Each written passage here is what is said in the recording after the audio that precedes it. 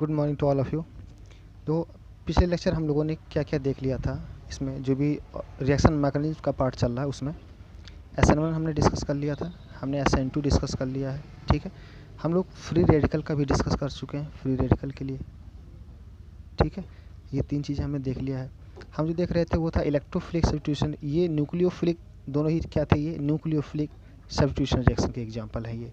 ये यूनिमॉलिक्यूलर था, ये बाईमॉलिक्यूलर है, और ये आपका फ्री रेडिकल। ठीक है, अगला जो हम लोग देख रहे थे वो था इलेक्ट्रोफिलिक सब्स्टिट्यूशन रिएक्शन। इसमें जो मेन था वो ये था कि ये सब के सब रिएक्शन आपके एरोमेटिक कंपाउंड्स में ही होने वाले हैं, एरोमेटिक कंपाउंड्स में। ठीक है, और इसमें भी ये इसका रिएक्शन मैकेनिज्म हमने वो देखा था। तो दो स्टेप का था। पहले स्टेप में क्या होता था, एडिशन ऑफ इलेक्ट्रोफाइल था बेंजीन रिंग में, E+ ऐड हो जाता था। ठीक है,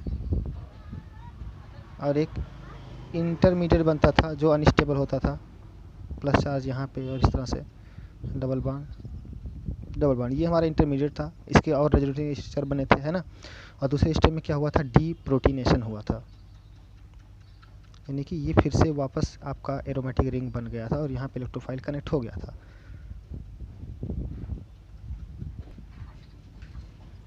ठीक है, और दूसरे स्टेप में ये समझ में आ गया, यहाँ तक प्रोडक्ट बन गया था।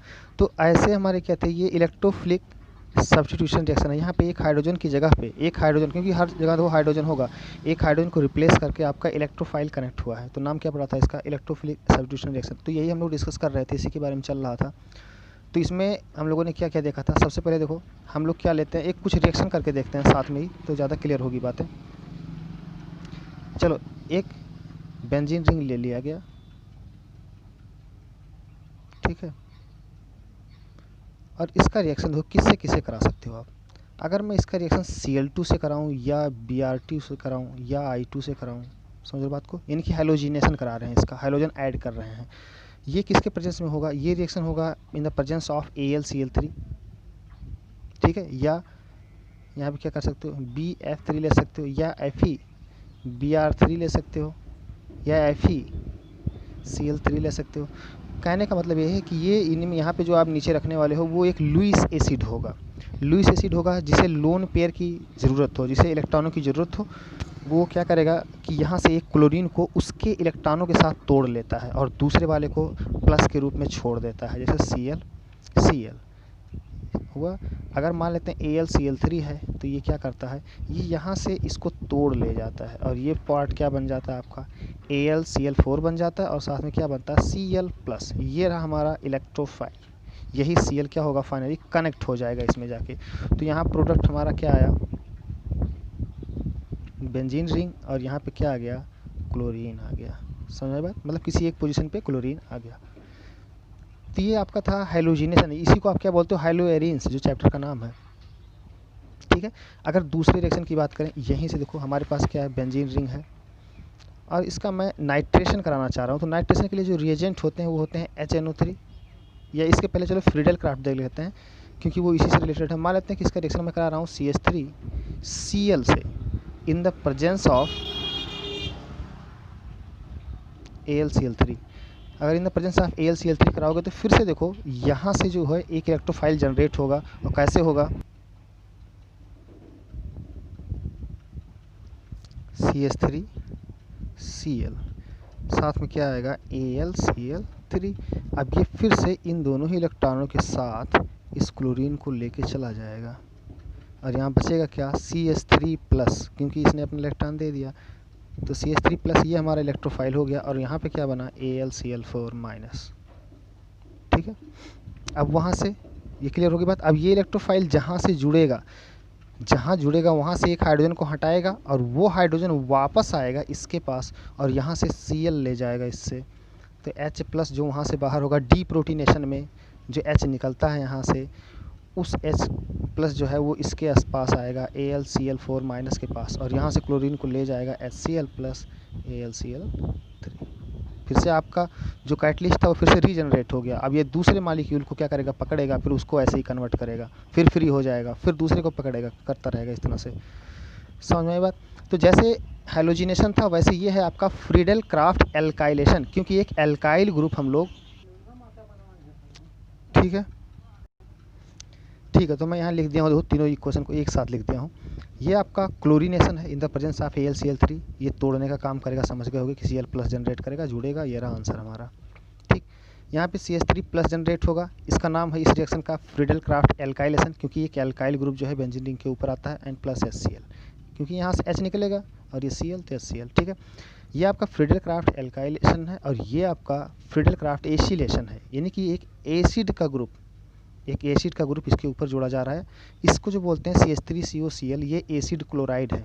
ठीक है, एसिड का क्लोराइड है, क्योंकि CH3COOH एसिड होता है, तो OH को हटा के Cl लगा दिया गया, तो ये एसिड का क्लोराइड है। ठीक है, तो ये एसिड का क्लोराइड है। अब ये इस पर क्या होगा, यहाँ से देखो ये Cl टूट जाएगा, इसका स्ट्रक्चर आप समझ रहे होगे पहले से, क्या है, CH3 है, C है, डबल बॉन्ड O है, और फिर यहाँ पे Cl है। Cl निकल जाएगा, ये पूरा पोर्शन यहाँ से इलेक्ट्रॉनों के साथ, तो इस पर प्लस चार्ज आ जाएगा। ठीक है, ये Cl तो उसके पास जाएगा। अब यही C प्लस जिसपे प्लस चार्ज है, ये वाला कार्बन क्या होगा, कनेक्ट हो जाएगा बेंजीन रिंग से जाके। ठीक है, और ये कीटोन का ग्रुप बन गया। देखो देखो क्या है, यहाँ पे एक एल्काइल ग्रुप के बजाय क्या है, एक फेनाइल ग्रुप है, और इस तरफ क्या है, एक एल्काइल ग्रुप है, और C डबल बॉन्ड O है। तो ये कीटोन, एल्डिहाइड और कीटोन का ग्रुप बनाना हो हमें, तो हम एसिड क्लोराइड से रिएक्शन कराते हैं, और इस रिएक्शन का नाम क्या है, फ्रीडेल क्राफ्ट एसिलेशन। क्लियर हो गई बात। तो ये तीनों एक जैसे थे, इसलिए एक साथ दे दिया गया। सब के सब किसके एग्जाम्पल हैं, इलेक्ट्रोफिलिक सब्स्टिट्यूशन रिएक्शन के एग्जाम्पल हैं। ठीक है, अच्छा, न्यूक्लियोफिलिक सब्स्टिट्यूशन रिएक्शन क्यों नहीं होता, इसी चैप्टर में हम लोग समझेंगे कि हम लोग आखिर में जब भी बेंजीन रिंग लेते हैं तो सिर्फ इलेक्ट्रोफिलिक सब्स्टिट्यूशन रिएक्शन के बारे में क्यों सोचते हैं, क्यों नहीं न्यूक्लियोफिलिक के बारे में सोचते। तो इन सारी बातों का डिस्कशन इसी चैप्टर में मिलेगा। ठीक है, आप अभी बस हम लोग तरीका सीख रहे हैं कि कितने तरीके के रिएक्शन होते हैं, ठीक है, उनका नाम क्या है, जो कॉमन से रिएक्शन है उन सबको देख रहे हैं, और इन्हीं सारे रिएक्शन का एप्लीकेशन मिलने वाला है हमें अंदर चल के। ठीक है, सारे सारे चैप्टर में, तो हमें वहाँ पे बहुत आसान सा लगेगा जब हम ये सारी बातें जानेंगे पहले से। ठीक है, तो इसे थोड़ा डिटेल से अच्छे से देखो अभी से। ठीक है, तो 3 रिएक्शन हमने पीछे देखे, 2 रिएक्शन मैंने यहाँ पे लिख दिए, टोटल 5 रिएक्शन देखो आप हो गए, जो इलेक्ट्रोफिलिक सब्स्टिट्यूशन रिएक्शन के एग्जाम्पल, और सबसे ज़्यादा यही 5 यूज भी होते हैं, तो इनको आप अच्छे से नोट कर लो कहीं पे। इसमें दो, ये आपका नाइट्रेशन कहलाता है। नाइट्रेशन करने के लिए जो रिएजेंट यूज़ करते हो वो आपको है कंसनट्रेटेड HNO3 लेते हो और कंसनट्रेटेड H2SO4 लेते हो। ठीक है, इसमें देखो कोई कैटलिस्ट की हमें ज़रूरत नहीं पड़ी, क्योंकि ये ऑटो कैटलिस्ट का काम भी करते हैं, ये आपस में रिएक्ट करके इलेक्ट्रोफाइल जनरेट करते हैं NO2+। ठीक है, और वही NO2 क्या होता है, यहाँ पर कनेक्ट हो जाता है आपका, और साथ में क्या आता है, वाटर आता है। ठीक है, साथ में क्या आता है, वाटर। दूसरा, ये आपका नाइट्रेशन के लिए रिएजेंट याद रखना कि ये कहीं भी दिखे आपको तो समझ जाओ कि NO2 ग्रुप लगने वाला है। ठीक है, ऐसे अगर हमें कंसनट्रेटेड H2SO4 दिख जाए, सिर्फ कंसनट्रेटेड H2SO4, तो उसे हम सल्फोनेशन बोलते हैं, और ऊपर क्या लग जाएगा, HSO3 लग जाएगा। ध्यान रखना कि सल्फर से ये बेंजीन रिंग कनेक्टेड है।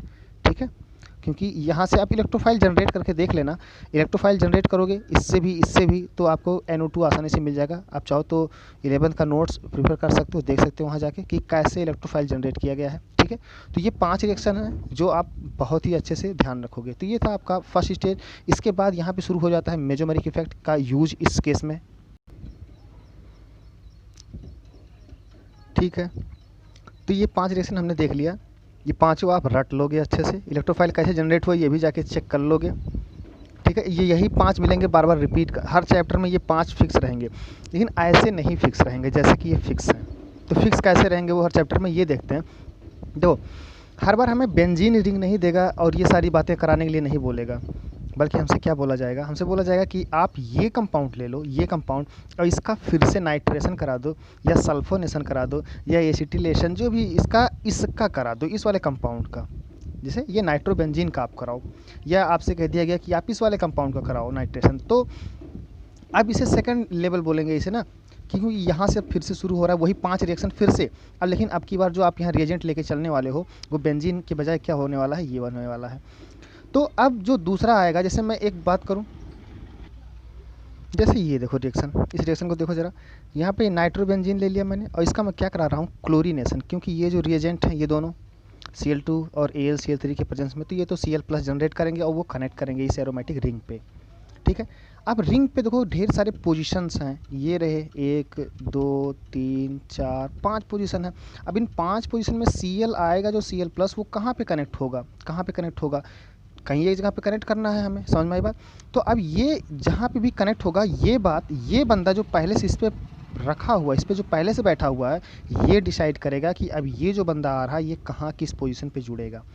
तो अब यहीं से वो शुरू हो जाता है कि अगर प्लस एम है, प्लस एम ग्रुप है, प्लस एम ग्रुप का मतलब क्या हुआ, जो एक्टिवेटर हो रिंग का, एक्टिवेटर मतलब हुआ कि इलेक्ट्रॉनों को रिंग के अंदर भेज रहा हो, तो उसे आप एक्टिवेटर कहते हो। एक्टिवेटर किसके लिए एक्टिवेटर है, वो है एक इलेक्ट्रोफाइल के लिए एक्टिवेटर का काम कर रहा है कि एक इलेक्ट्रोफाइल आसानी से वहाँ पहुँच सकता है।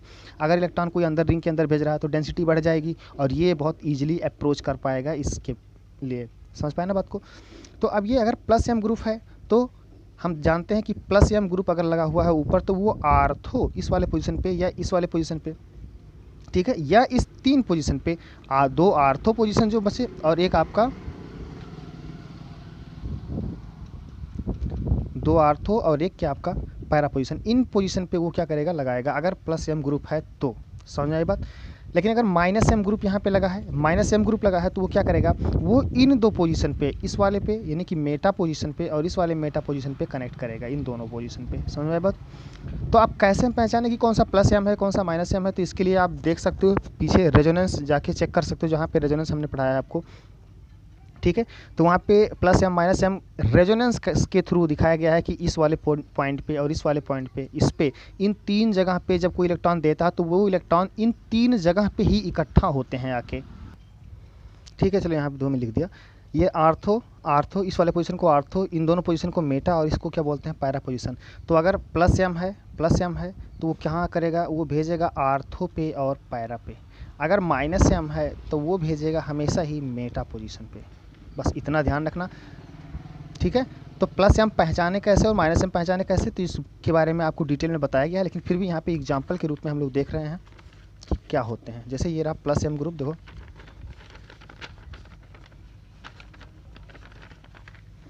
ये आपके प्लस एम ग्रुप हैं,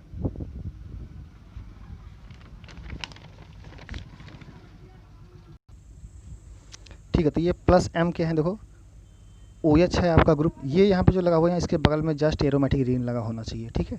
तो ये क्या करेगा, अपने इलेक्ट्रॉन को जो लोन पेयर, अच्छा देखो प्लस एम जो है वो सबके पास लोन पेयर है, नाइट्रोजन ऑक्सीजन हर किसी के पास लोन पेयर है, और ये लोन पेयर ही, क्योंकि ये लोन पेयर कॉन्जुगेटेड सिस्टम का पार्ट हो जाता है और ये रेजोनेंस के थ्रू रिंग के अंदर इन दोनों ही इलेक्ट्रॉनों को भेज सकता है, समझ लो बात को।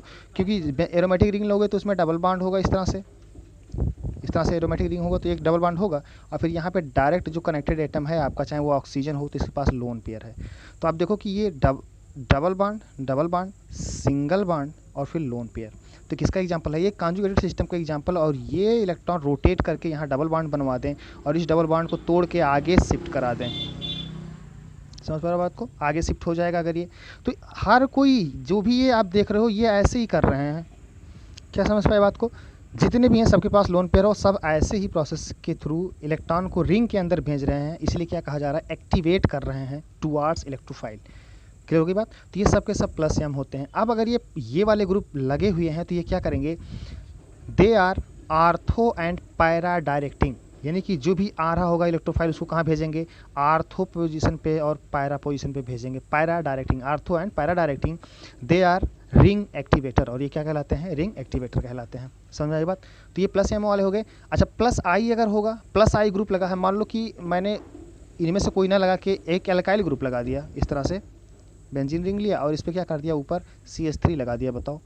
अब अगर इसका मैं फर्दर कुछ करा रहा हूँ, इसका मान लेते हैं चलो क्लोरीनेशन ही करा रहा हूँ मैं Cl2AlCl3 से, तो अब यहाँ से Cl+ जो भी आएगा वो कहाँ कनेक्ट होगा, अब ये बंदा डिसाइड करेगा। अगर ये प्लस आई है तो ये भी प्लस आई वाले भी क्या करते हैं, वो भी आर्थो और पैरा डायरेक्टिंग ही होते हैं, क्योंकि इलेक्ट्रॉन जब भी बाहर से दिया जाएगा, चाहे वो इंडक्टिव इफेक्ट के थ्रू हो, चाहे प्लस आई के थ्रू इलेक्ट्रॉन दिए जा रहे हों, चाहे प्लस एम के थ्रू इलेक्ट्रॉन रिंग के अंदर भेजे जा रहे हों, वो हमेशा ही आर्थो पोजिशन पे और पैरा पोजिशन पे इकट्ठा होते हैं, समझ में आई बात। और इसीलिए कोई E+ यानी कि इलेक्ट्रॉनों का प्यासा अगर कोई आ रहा है तो वो उन्हीं 3 कुओं के पास जाएगा जहाँ पे उसे पानी ज़्यादा दिखेगा, क्या बात समझ पाए आप। तो यहाँ पे ज़्यादा होता है इलेक्ट्रॉन, यहाँ पे ज़्यादा इलेक्ट्रॉन इकट्ठा होते हैं, यहाँ पे होते हैं, और इन्हीं 3 पोजीशन पे वो आता है कोई इलेक्ट्रोफाइल, ठीक है। तो आर्थो एंड पैरा, और ये पोजीशन क्या कहलाते हैं, आर्थो और पैरा। तो आप ये एग्जाम्पल देख लो, ये जो मैं यहाँ पे लिखा हूँ ये हमारे यूज के हैं, यूज के मतलब कि इतने ही लगभग यूज होते हैं, एक दो और मिलेंगे हो सकता हो, लेकिन ये तो है पक्का जो यूज होते हैं पूरे ऑर्गेनिक में, इनका हमें बहुत ज़्यादा यूज़ करना पड़ेगा और इसीलिए ये तो याद होने चाहिए आपको। समझ में आई बात? ऐसे ही आपका माइनस एम के हम एग्जाम्पल देख लेते हैं। तो माइनस एम के अगर एग्जाम्पल देखें तो ये रहे माइनस एम के ग्रुप। माइनस एम ग्रुप की अगर कोई कॉमन बात अगर आप देखो तो सी डबल बॉन्ड ओ है, सी डबल बॉन्ड ओ है, सी डबल बॉन्ड ओ है, सी डबल बॉन्ड एन है, यानी कि जो भी एटम कनेक्टेड है यहाँ पे बेंजीन रिंग लगा होगा। जैसे मैं एक बना के देख रहा हूँ, अगर मैं एक बेंजीन रिंग बनाऊँ और यहाँ पे मैंने लगा दिया सी डबल बॉन्ड आर, तो आप ध्यान से देखो क्या ये भी एक कॉन्जुगेटेड सिस्टम बन गया? हाँ बन गया। कैसे? डबल बॉन्ड सिंगल बॉन्ड और फिर से क्या डबल बॉन्ड, यानी डबल सिंगल और डबल, ये कॉन्जुगेटेड सिस्टम है। तो अगर कॉन्जुगेटेड सिस्टम है तो इलेक्ट्रॉन क्या हो सकते हैं? शिफ्ट कर सकते हैं, मूव कर सकते हैं।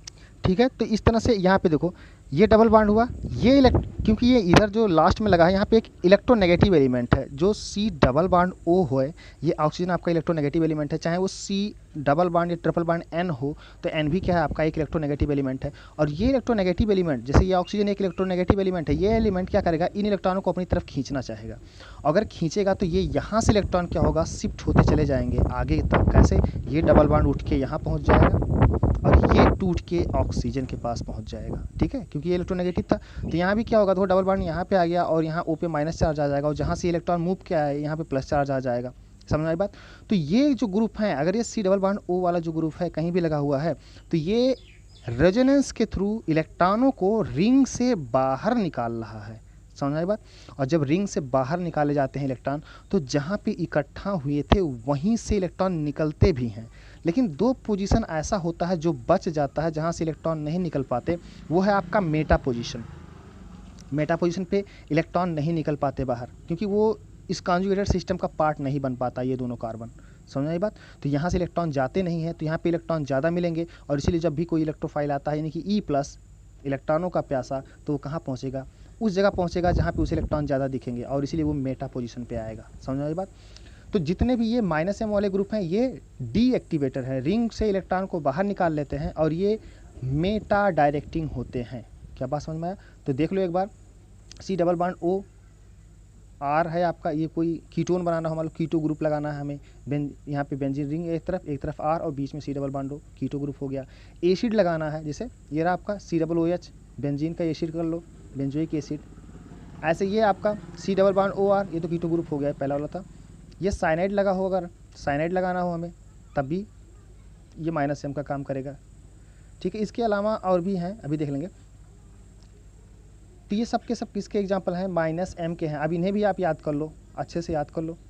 और एक एफ की अगर बात करें, फ्लोरीन, देखो पिछले वाले में हम लोगों ने प्लस एम में सबको हाइड्रोजन को डाल दिया है, प्लस एम में देखो सारे हाइड्रोजन पड़े हुए हैं, Cl है, Br है, I है, बस फ्लोरीन को छोड़ के, क्योंकि फ्लोरीन प्लस एम नहीं होता है। ये इलेक्ट्रॉन उसके पास 3 लोन पेयर होते हैं लेकिन वो देता नहीं है। इस बात को हम लोग डिस्कस कर चुके हैं कि फ्लोरीन अपना इलेक्ट्रॉन कभी नहीं देगा, वो हमेशा ही क्या होगा? हमेशा ही वो ले सकता है लेकिन देगा नहीं। समझ आई बात? तो इसमें देखो आपके प्लस एम में क्लोरीन है, ब्रोमीन है, आयोडीन है, लेकिन फ्लोरीन गायब है। तो फ्लोरीन किस में है? फ्लोरीन माइनस एम भी नहीं है, फ्लोरीन क्या है? तो फ्लोरीन के पास इलेक्ट्रॉन, अच्छा माइनस एम तो तब होगा जब वो इलेक्ट्रॉनों को खींच ले बाहर रिंग से रेजोनेंस के थ्रू, लेकिन इसके पास पहले से ही 7 इलेक्ट्रॉन है और कहाँ रखेगा ये? इसके पास जगह ही नहीं होता रखने के लिए इलेक्ट्रॉन। ठीक है, इसलिए खींच नहीं सकता पूरी तरह से, रेजोनेंस के थ्रू इलेक्ट्रॉन ट्रांसफ़र करके अपने पास नहीं रख सकता। तो ये क्या करता है? सिर्फ खींचने का काम करता है और वो माइनस आई कहलाता है। तो ये भी किसके एग्जांपल हैं? ये भी मेटा डायरेक्टिंग बनाता है। ध्यान रखना, फ्लोरीन होगा तो वो मेटा डायरेक्टिंग होगा, जैसे कि ये सब के सब है माइनस एम वाले। क्लियर है बात? तो माइनस एम भी आप पहचान सकते हो आसानी से कि डबल बॉन्ड ओ होगा या डबल बॉन्ड एन होगा, कोई इलेक्ट्रोनेगेटिव एलिमेंट होगा यहाँ पे डबल बॉन्ड से कनेक्टेड और कॉन्जुगेटेड सिस्टम का वो पार्ट भी होगा। समझ में आ गई बात? तो आप आसानी से माइनस एम पहचान सकते हो। प्लस एम के लिए हमने क्या देखा था? Lone pair. Lone pair directly connected जो एटम है उसके पास क्या होना चाहिए? बेंजीन रिंग से जो कनेक्टेड है उसके पास क्या होना चाहिए? लोन पेयर होना चाहिए। आप देख लो, तो ये कैसे हैं? प्लस एम है। बात समझ में आ गई? तो plus M ortho and para directing और माइनस एम क्या होते हैं आपके? माइनस एम या माइनस आई आपके मेटा डायरेक्टिंग होते हैं। क्लियर होगी बात? तो अगर ये बात समझ में आ गई है तो अब हम किसी भी क्वेश्चन का जवाब दे सकते हैं किस क्वेश्चन का जवाब दे सकते हैं? जैसे यहाँ पे देखो, अगर मैं बात करूँ, यहाँ से देखो, अगर मैं बात करूँ कि इसका मैं नाइट्रेशन या क्लोरीनेशन करा दूँ Cl2 और in the presence of AlCl3 से इसका मैं रिएक्शन कराना चाह रहा हूँ, तो NO2 जो ग्रुप है ये आपका कैसा ग्रुप है? ये आपका माइनस ग्रुप है, -M ग्रुप है। यहाँ पे कहीं डाला नहीं, लिख लो। NO2 भी क्या है आपका माइनस, बहुत ही अच्छा सा ग्रुप है ये NO2 आपका। इसका जो स्ट्रक्चर मैं बना रहा हूँ N डबल बॉन्ड O, ये रहा NO2, देख लो। अगर ये NO2 है तो यहाँ पे देख लो फिर से क्या है, डबल बॉन्ड से यहाँ पे एरोमेटिक रिंग होगा इसके नीचे, इस तरह से हो गया एरोमेटिक रिंग, देखो नीचे बन जाएगा डबल बॉन्ड, सिंगल बॉन्ड, फिर डबल बॉन्ड, और यहाँ पे क्या है, एक इलेक्ट्रोनेगेटिव एलिमेंट है, तो ये क्या करेगा, इलेक्ट्रॉनों को इस तरह से यहाँ पे स्विच कराएगा और फिर ये यहाँ से भी स्विच हो जाकर यहाँ पहुँच जाएगा इस तरह से, ठीक है।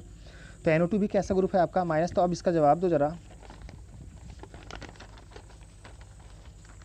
अब इसका जवाब देखो क्या होगा कि हम अगर इस नाइट्रोबेंजीन लेते हैं, इसका क्लोरीनेशन कराएंगे तो यहाँ से जो इलेक्ट्रोफाइल होगा वो कहाँ आएगा, क्योंकि ये -M ग्रुप है तो ये मेटा डायरेक्टिंग होगा, तो कहाँ लगेगा, इस वाले पोजीशन पे आप लगा दो Cl ला के, चाहे यहाँ लगा दो चाहे यहाँ लगा दो, कोई एक जगह लगा दो आप। तो मैं अगर प्रोडक्ट बनाऊँ तो कुछ इस तरह से बनेगा, बाहर चला गया, यहाँ पे चलो ये NO2 लगा हुआ है यहाँ पे, और यहाँ पे क्या आ जाएगा, मेटा पोजीशन पे आपका आ जाएगा क्लोरीन। तो ये हमारा आंसर इसका, क्लियर होगी बात। ऐसे ये भी जो SO3 ग्रुप है ये भी क्या है आपका -M ग्रुप होता है, ये भी -M कैसे है, देखो S double bond O OH,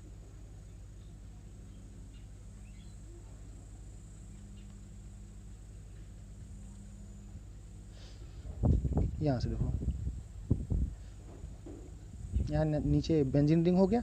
अब ध्यान से देखो यहाँ पे डबल बॉन्ड, सिंगल बॉन्ड, और फिर यहाँ भी डबल बॉन्ड है, डबल सिंगल डबल, चाहे ऐसा ले लो चाहे डबल सिंगल डबल, और यहाँ पे क्या है, डबल बॉन्ड से इलेक्ट्रोनेगेटिव एलिमेंट है, तो ये क्या करेगा, खींचेगा इलेक्ट्रॉन को इस तरह से खींच लेगा, और ये यहाँ से स्विच करके यहाँ पे आ जाएगा, यहाँ पे प्लस चार्ज आ जाएगा और यहाँ पे क्या आ जाएगा, माइनस चार्ज आ जाएगा।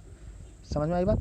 तो ये भी कैसा ग्रुप है, ये भी -M ग्रुप है, तो इसका भी अगर हम क्लोरीनेशन कराएंगे तो सेम पोजीशन पे, मेटा पोजीशन पे क्या आ जाएगा आपका, क्लोरीन आ जाएगा। क्या बात समझ में आ गया। अगर मैं इसका फ्रीडल क्राफ्ट एल्काइलेशन कराऊं, मान लो मैं इसका करा रहा हूं, इस वाले का मैं CH3Cl ले लिया in the presence of AlCl3, तो इसे क्या फ़र्क पड़ रहा है, कुछ भी फर्क नहीं। यहाँ से हमें CH3+ मिलेगा, यहाँ से Cl+ मिला था, यहाँ से क्या मिलेगा, CH3+ मिलेगा, और CH3+ भी क्या होगा, मेटा पोजीशन पे ही जाएगा, क्योंकि पहले से जो बंदा है वही डिसाइड करेगा कि ये भाई साहब किस पोजीशन पे आएंगे, है ना। तो CH3 कहाँ आ जाएगा, यहाँ मेटा पोजीशन पे आ जाएगा। तो ये दूसरे स्टेप का था। तो अगर हम +M और -M ग्रुप पहचान पाते हैं तो इस स्टेप से आगे भी हम बढ़ सकते हैं, और इसका वो 5 के 5 रिएक्शन दिखा सकते हैं, क्लोरीनेशन हो, ब्रोमिनेशन हो, या नाइट्रेशन, सल्फोनेशन, एल्काइलेशन, एसिलेशन, कोई भी हो, तो हम आसानी से इसका क्या कर सकते हैं, करा सकते हैं। और देखो हर चैप्टर में ये सारे रिएक्शन फिक्स हैं।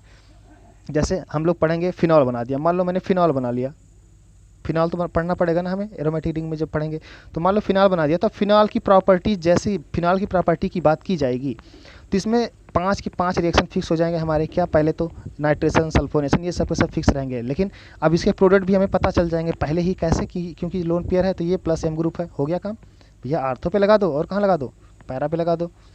समझ में आया बात। मान लो इसी का मैं क्लोरीनेशन करा देता हूँ, Cl2 AlCl3, ठीक है। प्रोडक्ट क्या आएगा, प्रोडक्ट देखो, एक तो OH लगा हुआ था वो लगा रहेगा, ठीक है। अब वो OH क्या करेगा, जो भी नया आ रहा है इलेक्ट्रोफाइल उसको कहाँ भेजेगा, आर्थो पोजीशन पे भेज देगा, और पैरा पे भी वो भेज सकता है। तो यानी 2 प्रोडक्ट बनेंगे, एक आर्थो वाला बनाओ और एक क्या बनाओ, पैरा वाला बनाओ, क्योंकि वो दोनों ही पोजीशन पे जा सकता था, सिर्फ एक पोजीशन पे नहीं, वो आर्थो पे भी जा सकता है और पैरा पे भी जा सकता है, ठीक है, क्योंकि वो इक्वल प्रोबेबिलिटी बन जाती है। हाँ, अगर भीड़ भाड़ यहाँ ज़्यादा है, अगर ऊपर भीड़ भाड़ ज़्यादा है तो ये आर्थो पोजीशन थोड़ा ब्लॉकेज हो जाता है, वहाँ पे इलेक्ट्रोफाइल उतना आसानी से कनेक्ट नहीं हो पाता जितना आसानी से आपका इस पैरा पोजीशन पे होगा। और इसीलिए जब यहाँ पे कोई बल्कि ग्रुप होता है तो जो हमारा मेजर प्रोडक्ट होता है हमेशा ही पैरा वाला लेके चलेंगे हम, मेजर प्रोडक्ट। आर्थो वाला कभी हमारा मेजर नहीं होगा, क्यों, क्योंकि यहाँ पे कुछ ना कुछ रिपल्सन होगा, यहाँ जो ग्रुप लगा होगा, अगर बड़ा सा ग्रुप है तो आर्थो पोजीशन को तो वैसे ही ब्लॉक कर लेगा वो, तो वहाँ पे जा नहीं पाएगा, जाएगा कहाँ पे, वो पैरा पोजीशन पे जाएगा। तो अब बात क्लियर हो गई होगी आपको इलेक्ट्रोफिलिक सब्स्टिट्यूशन रिएक्शन के बारे में। और ये 5 रिएक्शन आप दोबारा से इस वीडियो को देख लेना, अगर नहीं समझ में आया होगा तो दोबारा से देखना, और ये जो एग्जाम्पल्स थे इन एग्जाम्पल्स को याद रखना। याद क्या रखना, इतना तो आपको रट जाना चाहिए, ठीक है। चलो फिर नेक्स्ट देखते हैं, अगले टाइप का रिएक्शन जो हमारा है क्या है, वो एडिशन रिएक्शन।